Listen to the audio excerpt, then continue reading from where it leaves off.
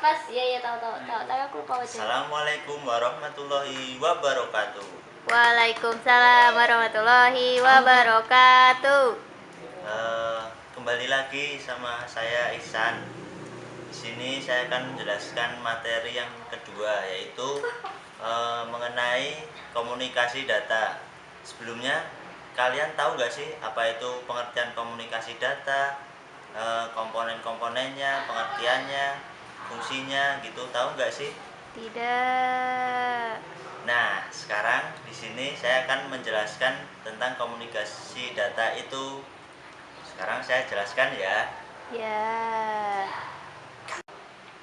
Nah, yang pertama itu pengertian komunikasi data.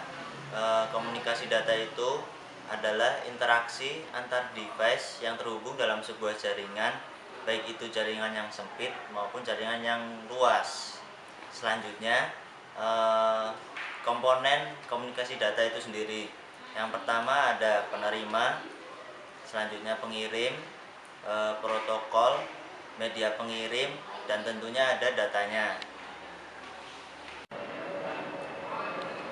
Nah, selanjutnya itu ada media komunikasi data.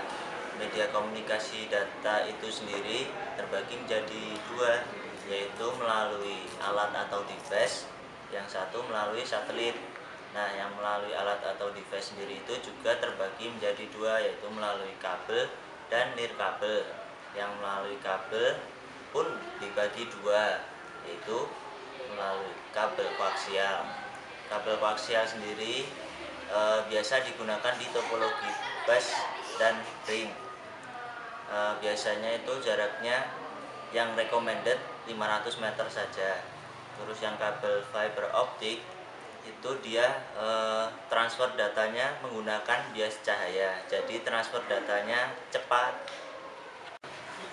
Nah, yang kedua itu ada yang melalui nirkabel, itu terbagi menjadi tiga, yaitu melalui microwave tower, terus infrared, sama radio tower.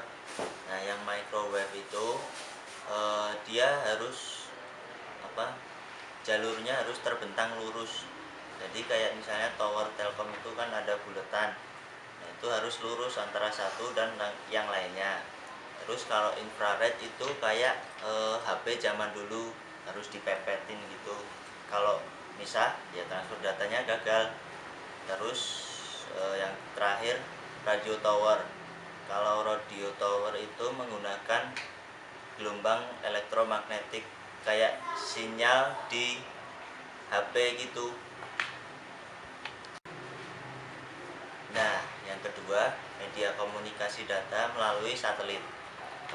Satelit itu sendiri berfungsi sebagai penerima data, pengirim data, serta penguat sinyal data.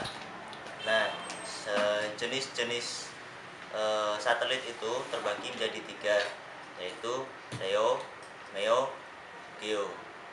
LEO itu terletak sekitar di bawah 2000 km dari bumi. LEO itu sendiri panjangannya Low Earth Orbit. Yang kedua, MEO, Medium Earth Orbit, yaitu jaraknya sekitar 2000 sampai 22.600 km dari bumi. Sedangkan yang terakhir GEO itu jaraknya di atas 22.600 km dari bumi. Nah, yang selanjutnya itu ada berdasarkan sinyal, yaitu sinyal analog. Sinyal analog itu gelombang elektromagnetik yang disebar melalui suatu alat yang tergantung pada spektrumnya. Sedangkan sinyal digital itu sinyal yang disebar melalui kawat yang memiliki dua keadaan yang disebut bit, yaitu satu yang berarti aktif, 0 yang berarti tidak aktif.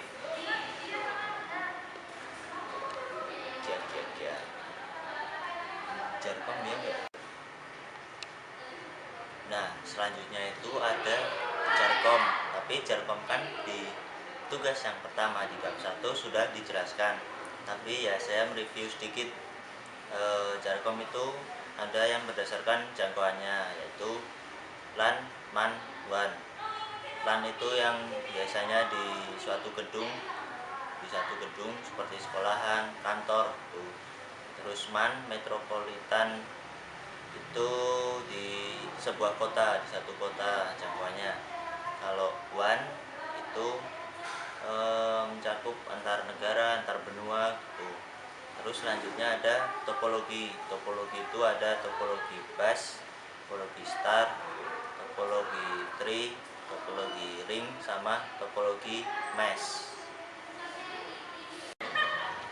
Nah, yang selanjutnya itu ada perbedaan antara komunikasi data dan jaringan komputer.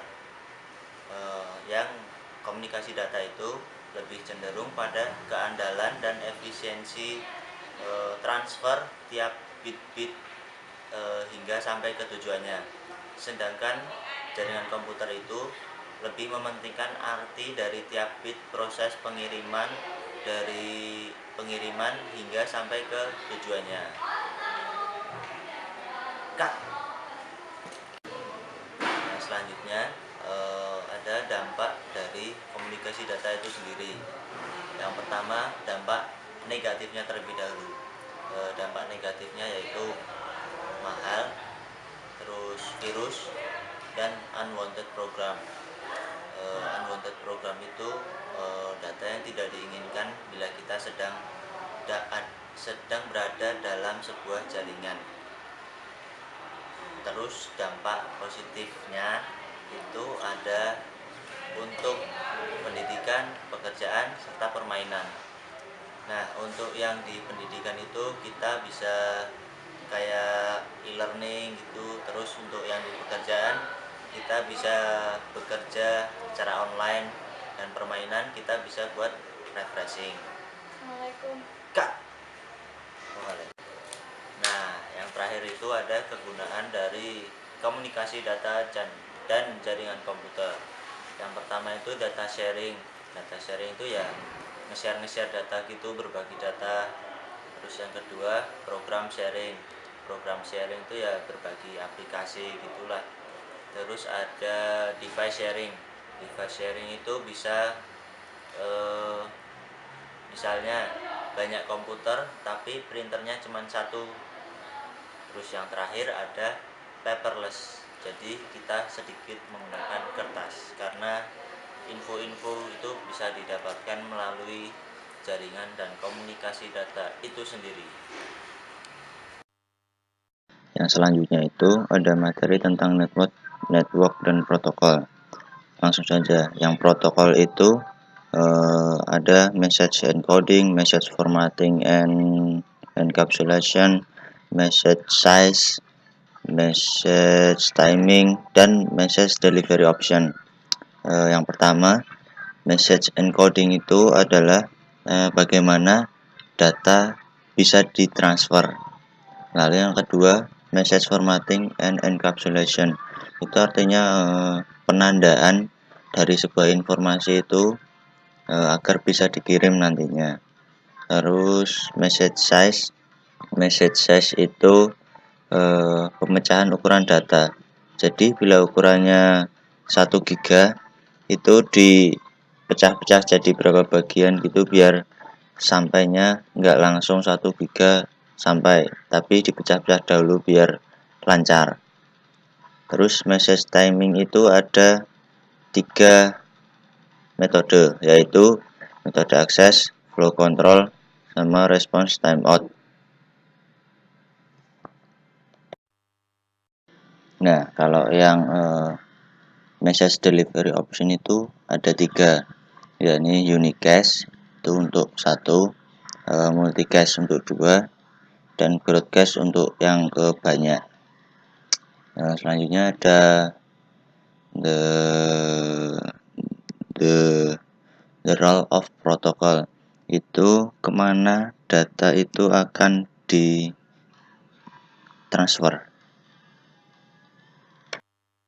Ya, ada application itu contohnya HTTP, FTP, POP, terus IMAP, DNS, SMTP, DHCP, BOOTP. Terus yang transportation protocol itu contohnya yang kayak TCP, UDP gitu.